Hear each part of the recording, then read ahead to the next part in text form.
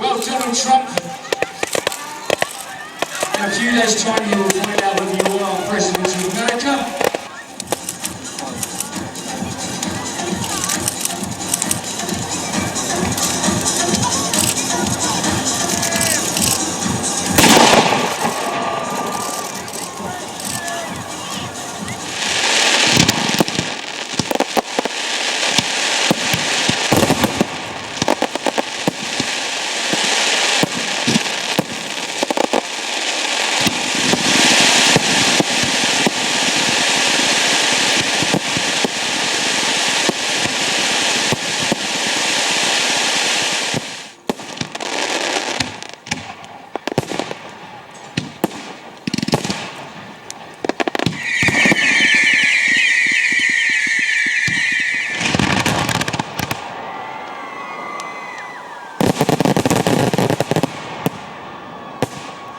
अभी अभी आपने टीवी स्क्रीन पर रिपब्लिकन कैंडिडेट डोनाल्ड ट्रंप का जो पुतला जलते हुए देखा, वो तस्वीर थी ब्रिटेन से 30 माइल्स दूर। वहां पर 1605 में ब्रिटेन की संसद को उड़ाने का जो नाकाम हमला हुआ था, उसकी याद में बॉनफायर नाइट का आयोजन किया जाता है और उसी की याद में जो अनपॉपुलर सेलिब्रिटीज होते हैं, उनका पुतला जलाया जाता है।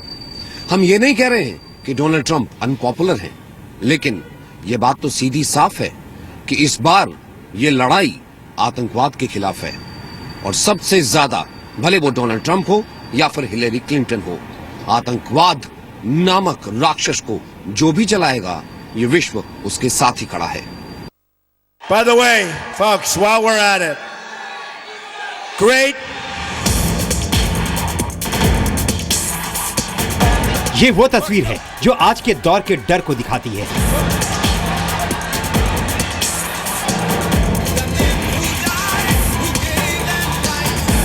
रिपब्लिकन उम्मीदवार डोनाल्ड ट्रंप नेवादा के रेनो में रैली कर रहे थे। Great. बोलते बोलते ट्रंप कुछ देर के लिए रुके। भीड़ में कुछ हंगामा था। इससे पहले कोई कुछ समझ पाता, ट्रंप पर खतरे की आशंका को भांपकर सीक्रेट सर्विस एजेंट्स ने उन्हें स्टेज से उतार दिया। दरअसल स्टेज के सामने किसी ने बंदूक कहकर आवाज लगाई थी और इसके बाद रैली का हड़कंप दुनिया के सामने था। यूं तो ये एक झूठा अलार्म था जिसमें ट्रंप का विरोध कर रहा ऑस्टिन क्राइट्स नाम का एक युवक भीड़ में दब गया था। लेकिन ये छोटी सी घटना दुनिया के सामने सबसे बड़े खौफ का विजुअल रिप्रेजेंटेशन जरूर था। दुनिया का वो सबसे बड़ा खौफ है आतंकवाद। सवाल है कि आतंकवाद को डोनाल्ड ट्रंप हराएंगे या हिलेरी क्लिंटन।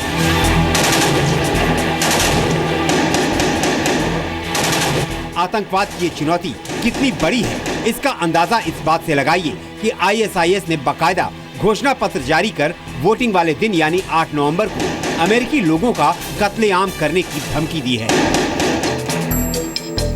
ISIS का 7 पेज का आतंक का ये घोषणा पत्र अपने मंसूबों को जायज ठहराने के लिए मजहब को आगे रखकर कुतर्क कर रहा है। आतंक के इस घोषणा पत्र में लिखा गया है कि इस्लाम और मुस्लिमों को लेकर रिपब्लिकन और डेमोक्रेट्स में कोई अंतर नहीं है। इससे पहले वोटिंग के दिन अलकायदा के आतंकी हमलों का अलर्ट जारी हो चुका है। इसमें अपुष्ट तौर पर न्यूयॉर्क, वर्जीनिया और टेक्सास में हमले की आशंका जताई गई है। सवाल है कि आतंकवाद के मसले पर जब दुनिया का सबसे ताकतवर लोकतंत्र निशाने पर हो, तो क्या वहां से अब की बार आतंकवाद के खिलाफ जोरदार आवाज लगाने वाला नेता चुना जाएगा? One of my first acts as president will be to establish a commission on radical Islam, which will include reformist voices in the Muslim community who will hopefully work with us. We want to build bridges and erase divisions. The goal of the commission will be to identify and explain to the American public the core convictions and beliefs of radical Islam, to identify the warning signs of radicalization, and to expose the networks in our society that support radicalization. Efforts to defeat ISIS on the battlefield must succeed, but it will take more than that. We have to be just as adaptable and versatile as our enemies. As president, I will make identifying and stopping lone wolves a top priority. 8 नवंबर को America में आतंकी हमले की आशंका को लेकर सतर्कता बरतने का दावा हो रहा है। FBI ने बयान जारी कर कहा है कि काउंटर टेररिज्म और होमलैंड सिक्योरिटी के लोग मुस्तैद हैं और अमेरिका किसी भी हमले को रोकने में सक्षम है। लेकिन सवाल ये है कि क्या इस बार अमेरिका का नया कमांडर इन चीफ पूरी दुनिया में आतंक के राक्षस को हराने वाला साबित हो पाएगा? वैसे दुनिया के मंच पर आतंकवाद का जब भी मुद्दा उठेगा तो भारत की चिंताएं सबके सामने होंगी। भारत आतंकवाद की एक परिभाषा तय करने की मुहिम छेड़ चुका है। पाकिस्तान जैसे आतंकी जहाजों को दुनिया में अलग थलग करने की आवाज उठा रहा है। सवाल है कि डोनाल्ड ट्रंप या हिलरी क्लिंटन भारत के इस संघर्ष को समर्थन दे सकेंगे। इंडिया के में जो दंगे बजाए जा रहे हैं, आतंकवाद हो रहा है, उसके खिलाफ करें हम सब मिलकर। चाहे आज ये ट्रंप के फेवर में है, हम हिलरी के फेवर में है, कल जो भी प्रेसिडेंट बनेगा, हमारा एक ही मकसद है कि इंडिया से आतंकवाद को निकालें। नेवादा की रैली में जब डोनाल्ड ट्रंप को स्टेज से नीचे उतरना पड़ा था तो उसके कुछ देर बाद वो वापस मंच पर आए थे। फिर उन्होंने एलानिया अंदाज में सुनिए क्या कहा। He said it was going to be easy for us, but we will never be stopped. Never ever be stopped.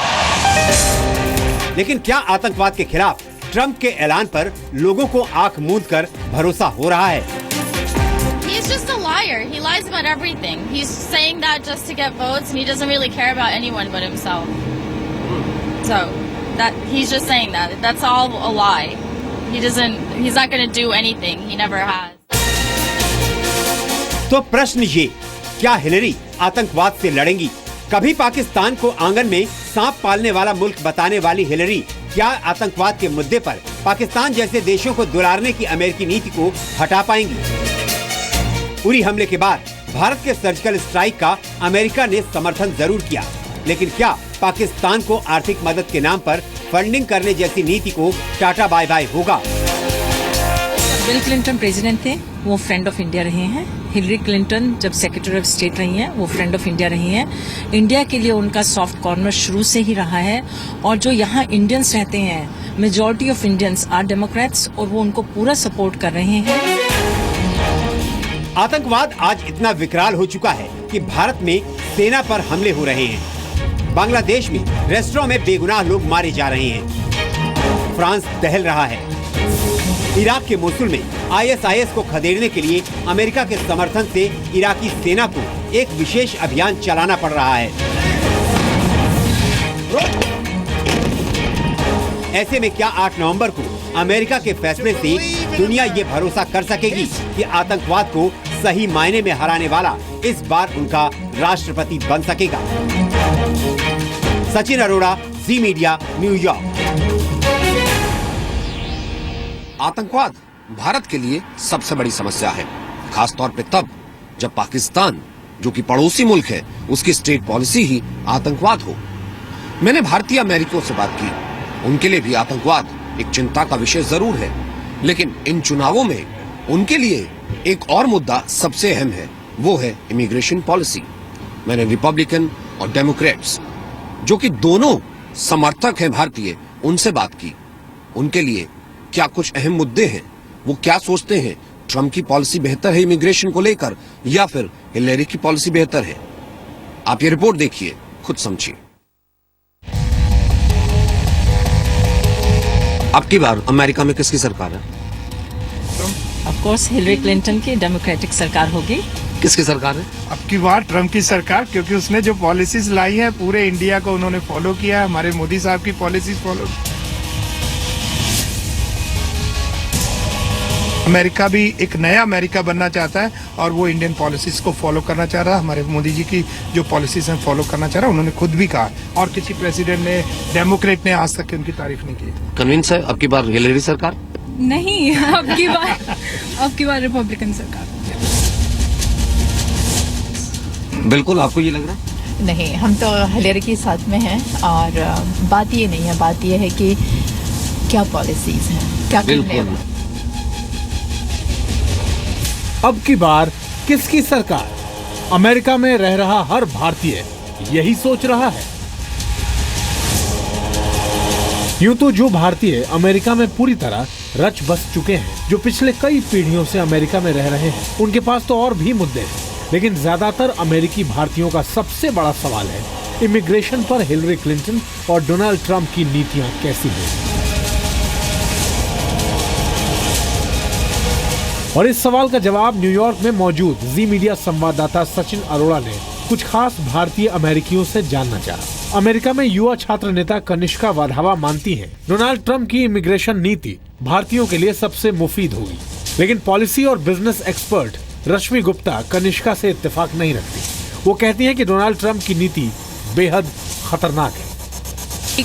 Trump has always been a supporter for Indians, and I think he'll make some good policies to support our Indian students and our Indian immigrants. He's not against immigrants, he's against illegal immigrants. And हमारे यहाँ जो लोग हैं बहुत सारे legal immigrants हैं, but अभी तक उन्हें ग्रीन कार्ड या रहने के लिए सिटीजनशिप नहीं मिली है। तो I think Trump can support in that. Immigration के दो तरीके हैं इलीगल इमिग्रेशन को डील करने के, या तो तुम सबको डिपोर्ट कर दो, जो कि ट्रम्प बोल रहा है, और दूसरा है कि उनको लीगली इमिग्रेंट बनाया जाए, लीगली उनको पॉलिसीज दी जाए, सिटीजनशिप दी जाए। सो जो डेमोक्रेट्स हैं वो लीगलशिप के बारे में हैं। So I think creating that lawfulness around immigration is very important and critical to the country. You just can't take away like 250 million people, 250,000 people and just deport them on one day, right? It will create negative effects on economy. जाहिर है immigration पर दोनों उम्मीदवारों की नीतियों को लेकर भारतीय अमेरिकियों की राय बटी हुई है। लेकिन आत्माराम जैसे बड़े अमेरिकी कारोबारी मानते हैं कि इमिग्रेशन जैसे मुद्दों पर अमेरिकी भारतीयों की बात तभी सुनी जाएगी जब वो एकजुट होंगे। मिलियन है, लेकिन हमारे जो वोट रजिस्टर्ड है 500,000 वोट रजिस्टर्ड नहीं है। आपकी बात और आपके लिए पॉलिसीज तब बनेगी अगर आप 4 मिलियन भारतीय हैं यहाँ पर, आप सभी वोट रजिस्टर्ड कराओ और सभी वोटिंग करने जाओ। भारतीय अमेरिकी वहाँ के समाज के लिए बेहद काम के रहे। तकनीक जैसे क्षेत्रों में भारतीयों ने झंडा बुलंद किया है, लेकिन राजनीतिक तौर पर भारतीय अमेरिका में इतने ताकतवर नहीं रहे। लेकिन अब ये हालात धीरे धीरे बदल रहे हैं। मिनी इंडिया कही जाने वाली न्यूयॉर्क की इस गली में भारतीय अमेरिकियों के अंदाज में भी ये बदलाव अब दिखने लगा है। इस बार के इलेक्शंस में कहा जा रहा है कि इंडियंस पर सबकी नजर है।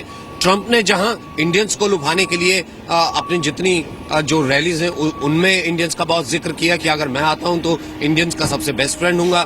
हिलेरी अपना कनेक्शन पुराना यूज करती रही कि इंडिया मैं सबसे ज्यादा बार गई हूं और इंडिया से मेरा बहुत लगाव है, जुड़ाव है, तो इंडियंस को मेरे लिए वोट करना चाहिए।